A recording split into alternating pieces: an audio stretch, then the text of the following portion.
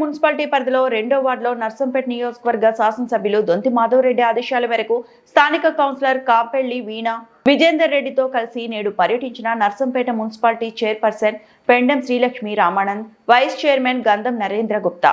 అనంతరం చైర్పర్సన్ పెండెం శ్రీలక్ష్మి రామానంద్ మాట్లాడుతూ నేడు ఉదయం 2వ వార్డులో అధికారులతో కలిసి పర్యటించడం జరిగిందన్నారు.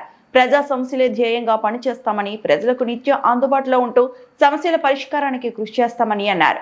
ఉదయం వార్డులో పర్యటిస్తున్నప్పుడు తమ దృష్టికి ప్రతి సమస్యను ఎమ్మెల్యే దొంతి మాధవరెడ్డి సహకారంతో వార్డులను సమగ్ర అభివృద్ధి చేసేందుకు కృషి చేస్తానని అన్నారు.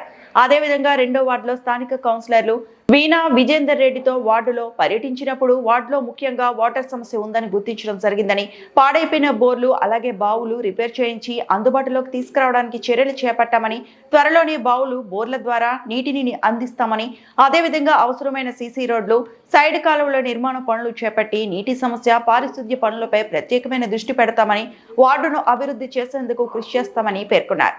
ఈ సందర్భంగా అధికారులకు మరియు సిబ్బందికి వార్డులో ఎక్కడ సమస్య ఉన్నా మీ దృష్టికి వచ్చిన వెంటనే స్పందించి తమ దృష్టికి తీసుకొచ్చి సమస్య పరిష్కారానికి కృషి చేయాలని సూచించడం జరిగింది.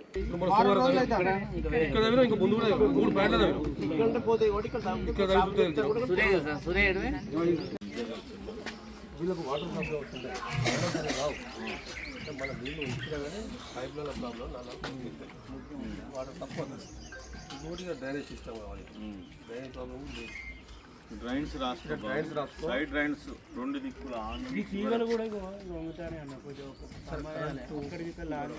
Lighting lighting